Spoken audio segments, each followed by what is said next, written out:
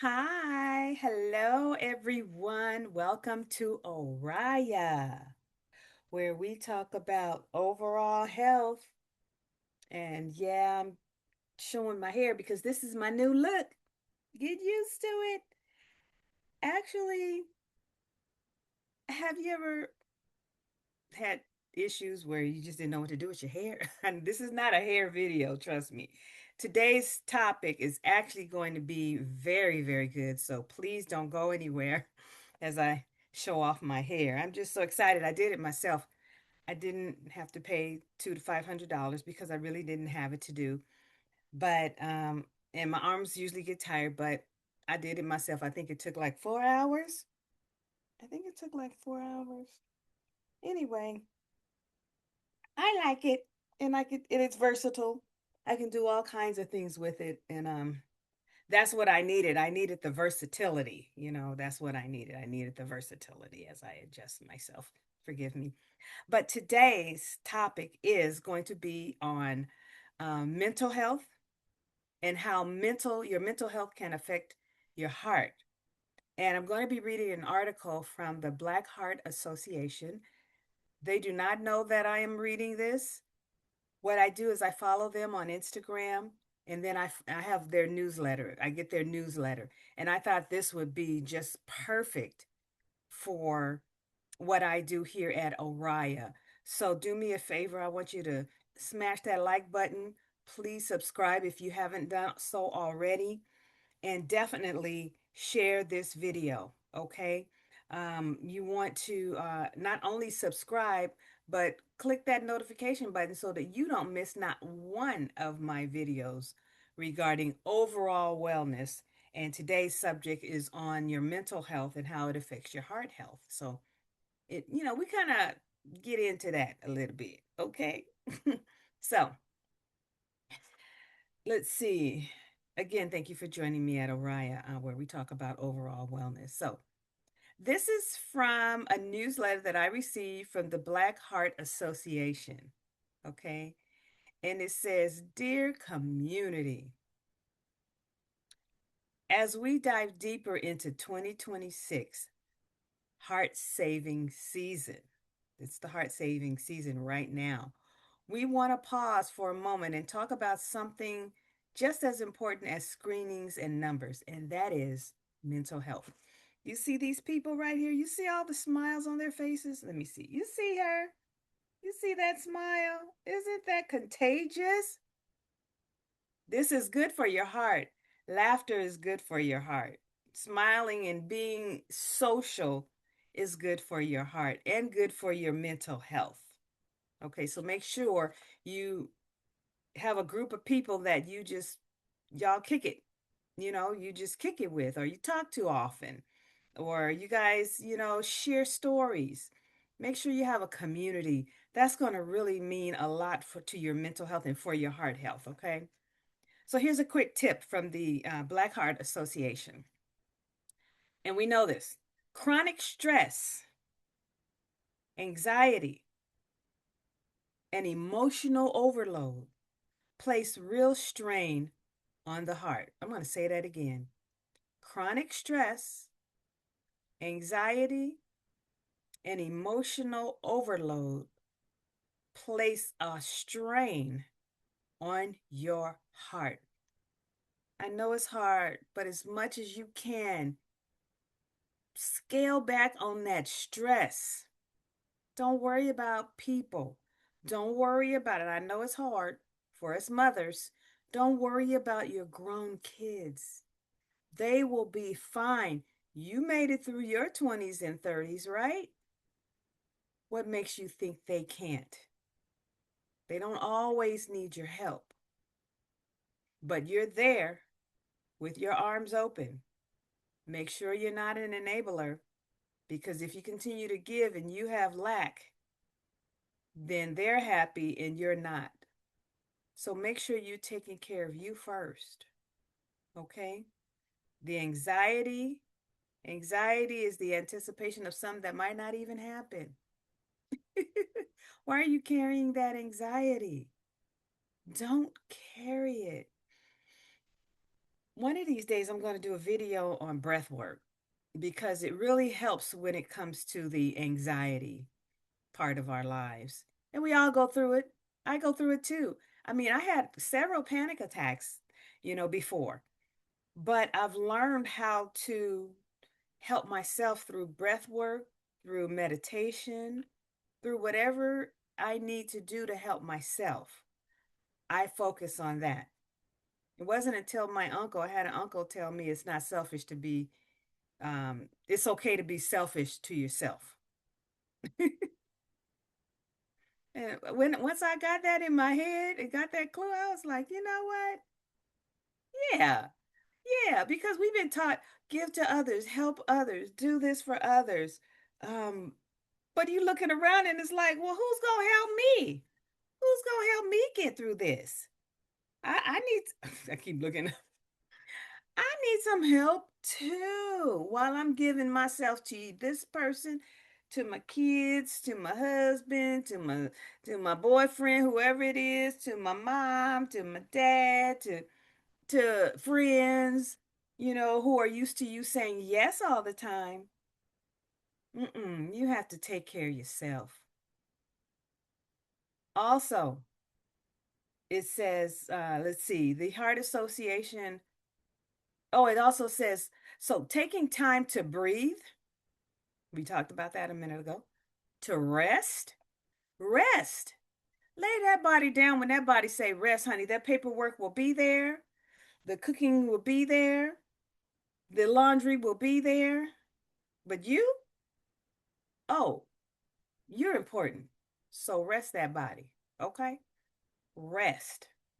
Also set your boundaries. Resting means setting your boundaries. Also set your boundaries. No, from 12 to 2 is my time. I'm going to fix them in your heart healthy lunch, a heart healthy lunch. And I'm not going to answer the phone. I'm not going to check my emails. I'm not going to check social media. I'm just going to sit with myself and enjoy my lunch and maybe listen to a meditation tape. Um, Listen to bossa nova music, listen to Afro beats, something that's going to calm you while you're sitting and you're eating, partaking your food, or I say your energy, your gas for your body, because it's fuel for your body, not gas. We have gas that comes out of our body, but I'm talking about fuel to go inside your body. Okay. So it says set your boundaries and ask for support. So doing all these things is not a luxury if you're experiencing chronic stress, anxiety, and emotional overload. Okay, you must breathe. You must set your boundaries. You must rest. Okay, because it is heart care. It's heart care to do these things. Um, Also, uh, protecting your mind helps to protect your heart. Bottom line, protecting your mind means protecting your heart. So, the the Black Heart Association also want to remind us that we have to listen to our body, okay, and trust what you feel, and act when something does not feel right. How many times do we feel something in our body and we go, oh, I just rub it out. Oh, I'll just walk it out, which is good. Um, but if it continues to happen and persists, at some point, you're going to need to go and take care of that. Okay. Because listen, heart attacks do not always announce themselves loudly. I can attest to that, especially in women. Sometimes they whisper, sometimes they show up as exhaustion, stress, or discomfort that we are tempted to ignore. Isn't that true? When I was having a heart attack, I didn't know what it was. It was a whisper. All of a sudden, I got really hot, and I'm thinking, because I just got off of work, I'm thinking, I need to breathe. I need some air. I've been on that bus, and it was at night. I was driving the bus. That's what my job was. I was a bus operator, and I'm driving that bus at night, and, you know, um, I'm thinking, I'm just exhausted, which they say exhaustion is a sign, right? I didn't know, but all of a sudden I began to go in a cold sweat. And I thought, ooh, I need some air as I'm rolling down my window in my car. And then all of a sudden, I don't know, my fingertips started feeling a little numb as if I couldn't feel my steering wheel sometimes. And I thought, well, let me just put this car in cruise control. And so I put it in cruise control and I could barely feel my feet on the pedal. So that's another reason why I put it in cruise control. It's like, I can't feel the pedal. Something's going on with me and I don't know what's happening. I start praying, God, please just help me make it to my cousin's house. Help me make it there. Help me just get there. If I can get there and everything will be all right, and a lot of times I felt like I was blacking out. I was like, I can't black out on the freeway. Look at all these cars coming. I don't want to start to have an accident. Never once did I think I was having a heart attack. Excuse me. Never once did I think I was having a heart attack. Okay. But when I got to my cousin's house and I told her about my symptoms and everything, she said, sound like you having a heart attack. And I thought to myself, a heart attack? Me? Moi? Nah, I can't have me having a heart attack. And she said, well, what do you want me to do? You want me to take you to the doctor or you want to call 911? I said, you could just take me to the doctor because I don't know what's going on. And I wasn't talking this strong because I was like, just take me to the doctor. And then when she got dressed and I tried to get up out of the chair and I couldn't, that's when I told her, call 911. Something's happening and I don't know what's happening. And I started crying and crying. I was like, what's happening to me? So she did. And I believe they got to her house. I'm telling you, it seemed like they got to her house in 3 seconds.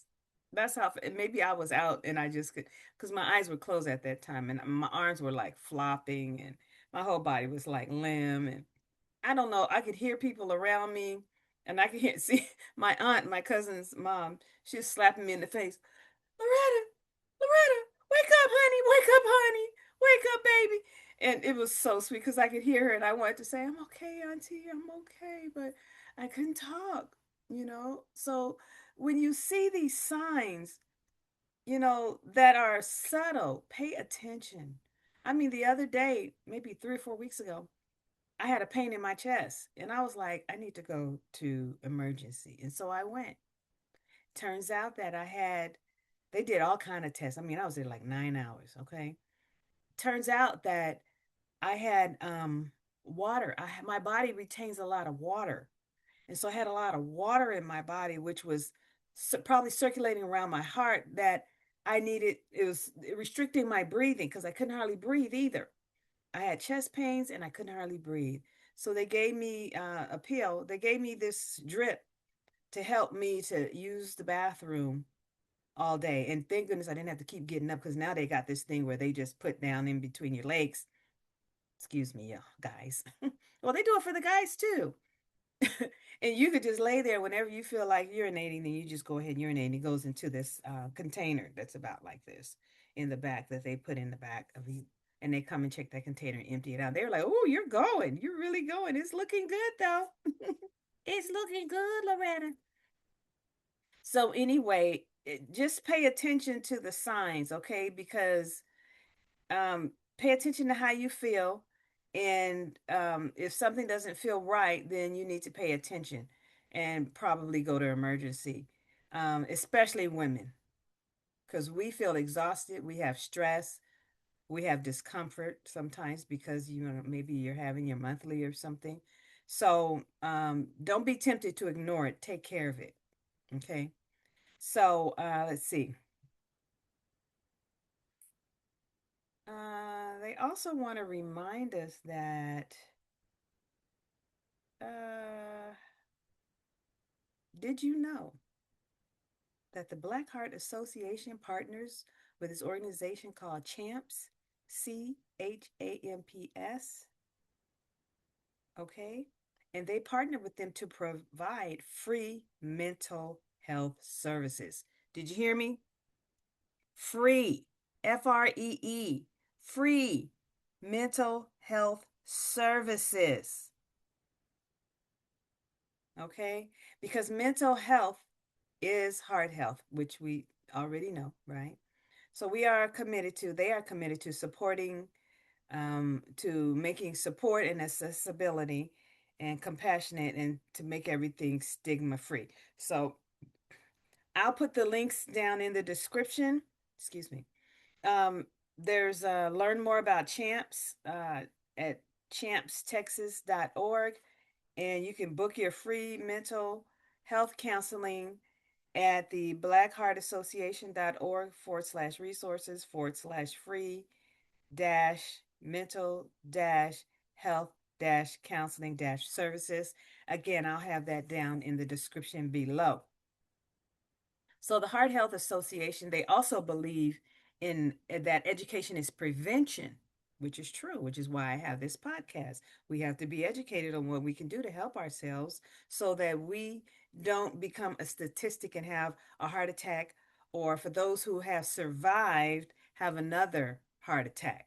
We don't want to do that. So this is why the Black Heart Association created Black Heart University. And I'm excited about that because I didn't know that they did that. I really didn't know that they did that. And so, wow, when I read that, I'm like, okay, cool. It says our community, um, it says the heart, this is why they created the Black Heart University, our community learning space, which is designed to break down heart health in real, understandable ways. Through BHU, they teach what screenings are, how stress affects the body, and how to recognize warning signs early, empowering individuals to make informed decisions about their health and to advocate for themselves.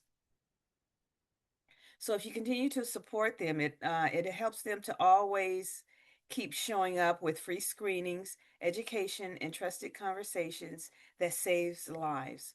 So every donation that you give to them, every share, every moment of advocacy helps them to reach those who might otherwise go unseen. And it says here one more thing: as their work continues to grow, they are getting ready to hire people so that you can, I don't know if it's paid or if it's volunteer, either or. To me, the joy is in helping people. And if the benefit of getting paid comes with it, that's great. If it doesn't, that's great. Okay, so they are going to be hiring. And let's see, it says if you or someone you know has a heart for community service and purpose driven work, you can be on the lookout for their announcement regarding hiring, okay, as they advance and as they build. So, yeah, I'm really excited about what they're doing. The Black Heart Association, again, you can find them on Instagram. I follow them on Instagram, and I filled out an application to so that I can be an advocate along with them. And I'm still waiting to hear back. But stress is something else. Constant worry, cut it. Find other thoughts to think about besides your bills, your children, your grandchildren, um, where you're going to live, which I know that's a big issue. And that's something I'm going to talk about probably a little later. But if you have to live with family, find your little quiet space within that house. If you have to live with some friends, again, find the quiet space where you can just sit alone. Or if you have a car, let that be your sanctuary. Let that be that place where you sit in quietness and do your breath work. Breathe, do some reading, some meditation. I'm telling you, all this is what you need to advocate for yourself, whether you've had a heart attack and survived, or whether you haven't and you don't want to have one. Maybe you're experiencing exhaustion. Maybe you're experiencing stress. Maybe, you're having panic attacks. Maybe you're having anxieties. You know, bring it down a few notches. Bring it down. Okay? Love yourself first. And there's nothing wrong with it. It's okay to be selfish to yourself, as quoted by Uncle Richard. I'm giving him credit for that because, woo, that freed me. Man, did that free me? That freed me. And it'll free you. Love on yourself. It's okay. Don't worry about it. Don't worry about it. You hear me? You hear me? You hear me? Thank you for joining me, Loretta, in at here at Oriya channel, where we talk about overall health. Today we talked about mental health and its effect on our heart. And I hope you got the message. Share this video, like it. Please subscribe to my channel so you can get more information. I am an advocate for heart health. I'm an advocate for self-care. I'm an advocate for exercising, mental health, and all that. Please, all that has to do with your center, which is your heart. Your heart, which is here. Actually, look it up. Your heart is actually right here. Everybody think it's over here on the left side. No, it's right here. It's your center. Look it up. I may have a video about that later on. So take care. Have a wonderful day. Thank you for spending this time with me. I love you guys. And definitely take care of yourselves, okay? All right. Bye.